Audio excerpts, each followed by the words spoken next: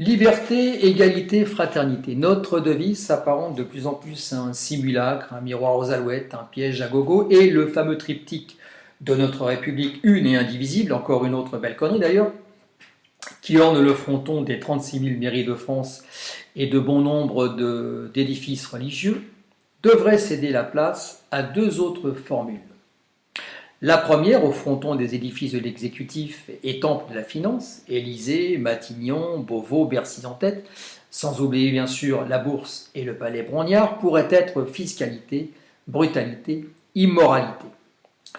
L'autre, au fronton des mairies, pourrait être précarité, pénalité et féodalité. Féodalité en effet parce qu'on y est revenu à cette France féodale qui voit la restauration de plus en plus évidente chaque jour de cette fameuse pyramide des trois ordres qui orne les pages de nos manuels d'histoire au chapitre de l'Ancien Régime. Il aura fallu donc 2 siècles, pas moins, pour effacer cette fameuse nuit du 4 au 5 août 1789, dite nuit de la fin des privilèges féodaux. On y est revenu à cette époque et il n'y a plus aucun scrupule à cacher ce qui hier encore était indécent. Et à l'instar des thèses de l'extrême droite, aujourd'hui admises dans le paysage politique français, alors qu'hier encore, rares étaient ceux qui osaient dire tout haut ce que certains pensaient tout bas, il en va de même pour la fortune obscène de quelques-uns qui s'affichent sans complexe à la une de tous les médias, classement Forbes à l'appui, et sourire de l'heureux élu en prime. Et tant qu'à changer les formules, pourquoi ne pas changer celle-ci?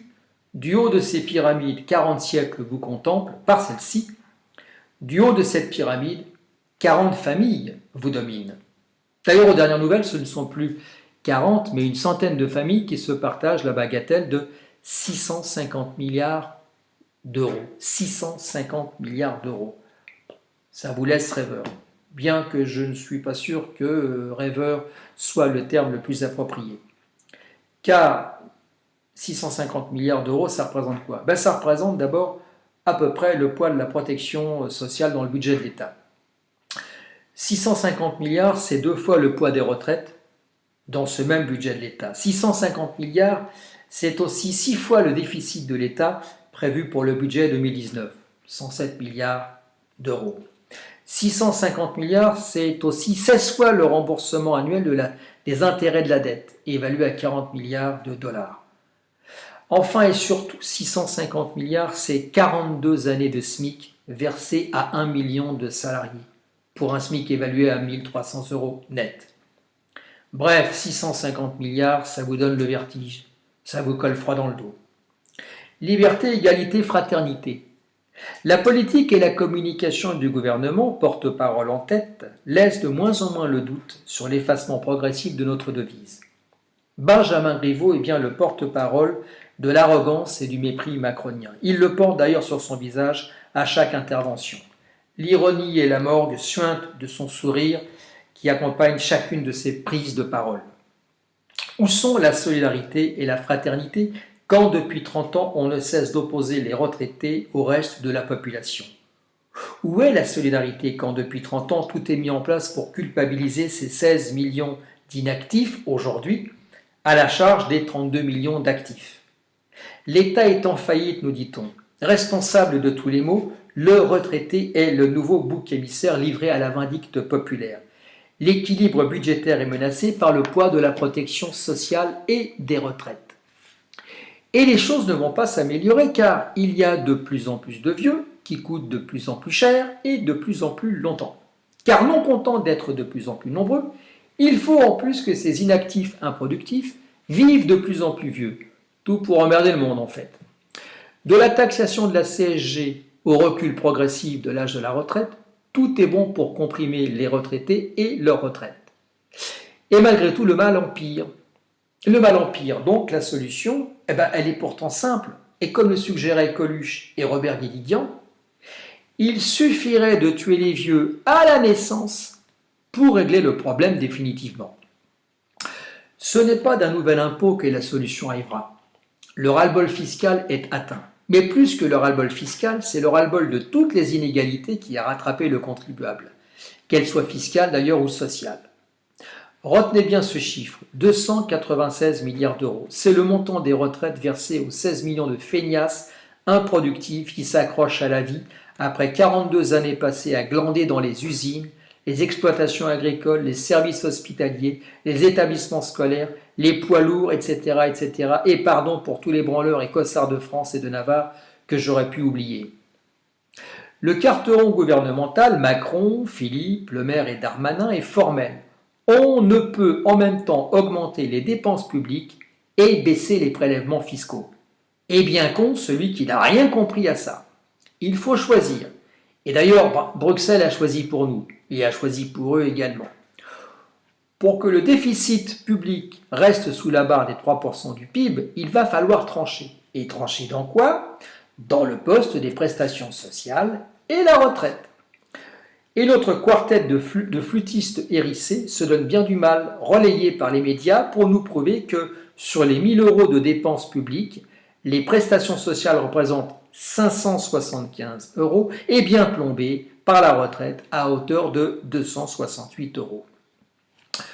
Retenez bien ce chiffre, 296 milliards d'euros, c'est le montant des retraites versées aux 16 millions de gens foutres, cause de tous nos problèmes économiques. Oui, mais qu'en est-il de l'évasion fiscale? Les paradis fiscaux poussent comme des champignons, cultivant la fraude, l'évasion et l'optimisation fiscale. Tous les montages sont bons pour se soustraire à la solidarité. Et il y en a pour tous les goûts et pour toutes les fortunes. De l'artiste chanteur qui a droit à des obsèques nationales, du radin qui n'a rien à déclarer dans ses films, aux sportifs adulés par les smicards, en passant par le ministre du Budget, dont la mission première est justement la traque des tricheurs et des mauvais payeurs. Merci Jérôme. Fouché avait nommé un truand à la sûreté, j'ai nommé Vidocq. Hérault a nommé un tricheur au budget que je ne nommerai pas. Globalement, la fraude fiscale française représente, bling bling, 100 milliards d'euros par an. Qu'en est-il des niches fiscales? Eh bien, elles pullulent et battent de nouveaux records en 2018. Fini les exonérations pour les fabricants de pipes de Saint-Claude, pour les limeurs de cadres de bicyclettes du département de la Loire, pour les brodeurs de la région lyonnaise et pourquoi pas, pendant qu'on y est, pour les branleurs de dindons, les sexeurs de poussins et les inséminateurs ou spéléologues de cul de vache. Fini donc l'amateurisme pépère, place au professionnalisme prospère. Prospère, youp la boum, c'était tentant, je sais, mais je l'ai fait. Montant total des niches fiscales, 100 milliards d'euros, bling bling, soit 4,4% du PIB. Et la plus belle des niches fiscales a pour nom CICE, le fameux crédit impôt pour la compétitivité et l'emploi, 40 milliards d'euros. Le groupe Carrefour est l'illustration parfaite du cadeau donné au grand patronat, 2 milliards d'euros. 2 milliards d'euros, rien que ça, reçus pour doper l'emploi du groupe. Résultat, 356 millions dans les poches des actionnaires qui au passage s'accaparent 60% des bénéfices. Ces derniers vont donc se partager 356 millions d'euros de dividendes alors que l'année 2007 s'est conclue sur une perte nette de, roulement de tambour, 531 millions d'euros. J'oubliais le parachute doré du PDG, 13 millions d'euros comme des cadeaux de départ à la retraite qui viennent s'ajouter aux 13 millions d'euros touchés précédemment. Bref, n'en jetons plus, n'oublions surtout pas les 2400 emplois supprimés, ce qui permet de vérifier le slogan « Avec Carrefour, j'optimise. Avec Carrefour et avec le CICE, des contribuables ».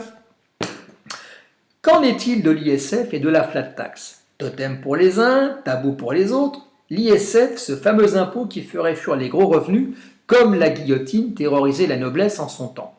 Ce coup-là est un petit peu éculé, on nous l'a déjà fait en 1981, à l'époque du programme commun.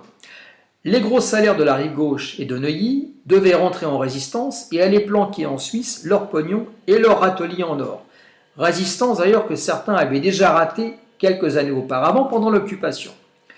La suite a révélé les limites de leurs craintes. Fabius s'empressa de les rassurer. Merci Laurent. 500 départs sur les 350 000 qui payent l'ISF. Voilà ce que nous coûterait la restauration de l'ISF. Perte chiffrée, 170 millions par an. Donc, selon Thomas Porcher, on sacrifie l'ISF qui rapporterait 5 milliards par an pour sauver 170 millions. On nous prend vraiment un petit peu pour des cons. Et quand nos énarques se mettent à compter, savent-ils vraiment calculer? Ah, qu'en est-il enfin de la loi 1973, dite loi Giscard, dite loi Pompidou, dite loi Rothschild, qui nous coûte chaque année 40 milliards d'intérêts sur la dette souveraine. Sans cette loi de 1973, la dette publique serait aujourd'hui équivalente à 17% du PIB, soit 340 milliards d'euros au lieu des 2000 milliards d'euros actuels. Et les intérêts de la dette seraient inexistants, l'État s'empruntant à lui-même. Ce n'est pas moi qui le dis, c'est feu Michel Rocard, qui était loin d'être un dangereux gauchiste ou altermondialiste. Arrivé à ce stade, je vais tenter un petit calcul. Je n'ai pas fait l'ENA, je n'ai pas fait Polytechnique, je n'ai pas fait Normal Sup et je n'ai pas fait davantage HEC. Pourtant, je vais tenter un calcul. Attention, de nouveau roulement de tambour. 100 milliards d'euros pour l'évasion fiscale, plus 100 milliards d'euros pour les niches fiscales, plus 40 milliards d'euros pour la loi 1973, plus 5 milliards d'euros pour l'ISF. Total, 245 milliards d'euros. Rappelez-vous, le chiffre de 296 milliards d'euros, c'est le montant des retraites versées aux 16 millions de casse-burnes et autres casse-couilles qui tourmentent Bercy tous les jours. Vous me direz, 296 milliards d'euros moins 245 milliards d'euros, il manque donc encore une cinquantaine de milliards d'euros. C'est pas faux. Il manque une cinquantaine de milliards, c'est pas faux, c'est pas faux. Mais en même temps, comme dirait l'autre, dans la foulée de la crise des subprimes et de la crise financière de 2008, le plan de sauvetage des banques françaises et américaines a coûté 320 milliards d'euros garantis par l'État et 40 milliards d'euros d'aide à la recapitalisation des banques françaises. Et ce pognon de dingue, aux frais de qui? Aux frais de qui? Du contribuable français. Et cerise sur le pompon ou bonnet sur le gâteau, c'est selon, ces 360 milliards d'euros ont été empruntés à la BCE, à la Banque Centrale Européenne, pour enflouer les banques centrales privées, ce qui au passage a encore alourdi un peu plus notre dette publique et les intérêts de la dette. Bref, nous avons donc versé de l'argent à des banques d'affaires dont la fonction première consiste à nous plumer chaque jour un peu plus. C'est un petit peu comme si le condamné à mort avait en charge d'aiguiser le fil du tranchant de la guillotine qui doit lui couper le cou. Arrivé à ce stade, les bras m'en tombent à en devenir manchots. Mais si tous les manchots du monde voulaient bien se donner la main, nous ressemblerions de moins en moins à des espingouins sur la banquise. Enfin, pour conclure, histoire d'enfoncer un peu plus le clou, rappelons que dès le sauvetage réussi, les grands patrons de Lehman Brothers et Goldman Sachs et autres banques d'investissement se sont partagés le gâteau dans les grands palaces californiens. Ils ont dû bien se prendre la gueule. De là, toute proportion gardée, à les comparer à nos actionnaires de Carrefour qui se partagent le CICE et dividendes d'une entreprise en déficit qui supprime 2400 emplois, il n'y a qu'un pas. Nous connaissions les gangsters, nous connaissions les banquiers, et bien grâce au capitalisme financier, une nouvelle espèce est née, les banksters.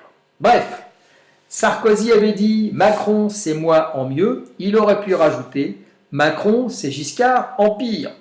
Allez, une petite dernière pour la route. La rotonde, c'est la cantine de Macron. Les restos du cœur, c'est l'ordinaire des smicards, des chômeurs et des retraités. Ma prochaine intervention, ce sera pour parler de l'inégalité fiscale, avec comme réponse la retraite tropicale. Au revoir Manu, au revoir Macron, au revoir les trois pieds nickelés.